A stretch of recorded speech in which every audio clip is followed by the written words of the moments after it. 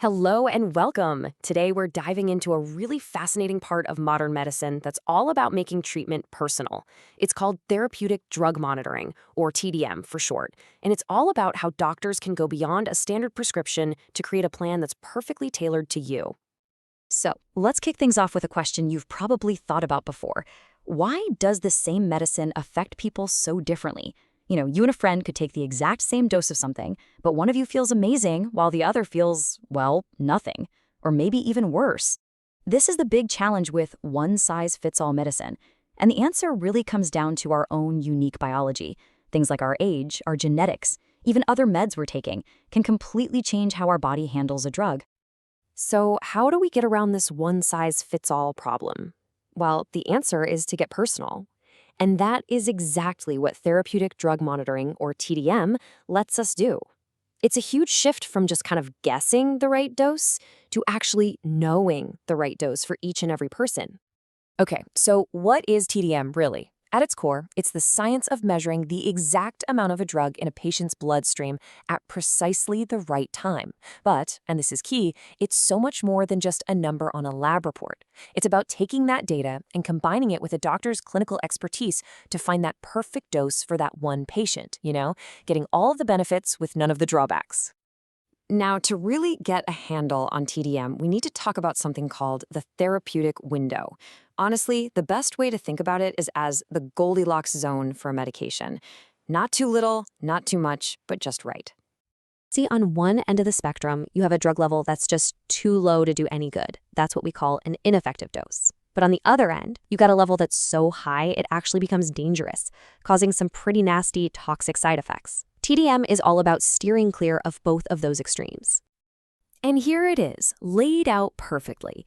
The therapeutic window is that sweet spot, that concentration where the drug is doing its job effectively without being harmful.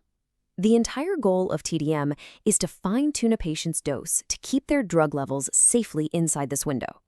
So you might be wondering, do we do this for every single drug out there? And the answer is absolutely not. TDM is really saved for these high-stakes situations where that line between helping and harming a patient is razor thin. For a lot of common medications, like your everyday pain reliever, the safety margin is wide enough that this level of intense monitoring just isn't necessary. So what really makes a drug a candidate for TDM? Well, as you can see here, all of these criteria really point to one thing: risk. We use TDM for drugs that have a super narrow therapeutic window, where the gap between an effective dose and a toxic one is tiny. It's for meds where people's reactions are all over the map, or where you can't just, look at the patient and tell if the drug is working. It is all about managing that uncertainty and preventing serious problems before they start. And this table gives you a great look at some of the real heavy hitters that need TDM. We're talking about powerful antibiotics that can be tough on the kidneys, anti-seizure meds, where a tiny change in dose could mean the difference between control and a breakthrough seizure, and crucial immunosuppressants that stop the body from rejecting a new organ. In cases like these, getting the dose right isn't just a nice to have, it's an absolute necessity. Okay, let's switch gears and look at how this all works in the real world, because it's not just a single lab test, it's a whole coordinated cycle. It takes close collaboration between doctors, nurses, and the scientists in the lab to get it right.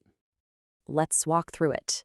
It all starts with a doctor deciding a test is needed, maybe because a patient isn't responding the way they should be. Then a sample, usually blood, is collected very carefully. That sample, along with some really important patient info, heads to the lab. The lab then uses these highly specific tests to measure the drug level. Once they have a result, it goes back to the doctor, who then has to interpret it, looking at the whole picture of the patient's health before making a decision, like, say, adjusting the next dose. It's this continuous loop of test, interpret, and adjust.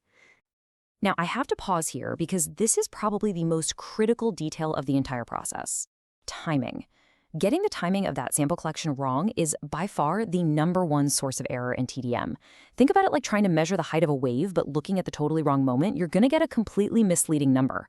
For some of these drugs, the sample has to be taken at a very specific time after the last dose was given. If you get that wrong, a doctor might see a falsely high number and dangerously lower a dose that was actually working perfectly. Timing is everything. So, once the lab has worked its magic and sent back an accurate number, you might think the job is done, but it's not. This is really where TDM goes from being just a measurement to a truly therapeutic service. So what's the big picture here? What's the payoff for all this careful work? Well, the benefits are enormous. We're talking about better outcomes for patients, plain and simple. More effective treatment with fewer side effects. This also leads to shorter hospital stays and lower healthcare costs, which is a huge win. It even helps doctors figure out if a drug just isn't working, or if maybe a patient isn't taking their medication like they're supposed to. It's really about making smarter, more informed decisions every single step of the way. But for all the data and for all those benefits, this right here brings us to the most important point of all. TDM is an incredibly powerful tool, there's no doubt about it, but it is never a substitute for a doctor's own clinical judgment. That number on the lab report always has to be interpreted within the full context of how the patient is actually doing. TDM supports good clinical judgment, it never, ever replaces it. Therapeutic drug monitoring really gives us a fascinating peek into the future of medicine, a future that is becoming more and more personalized every day. And it leaves us with a really powerful question to think about. As our ability to measure and understand our own unique biology continues to grow, how else will medicine evolve to treat not just our diseases, but to treat us as the individuals we are?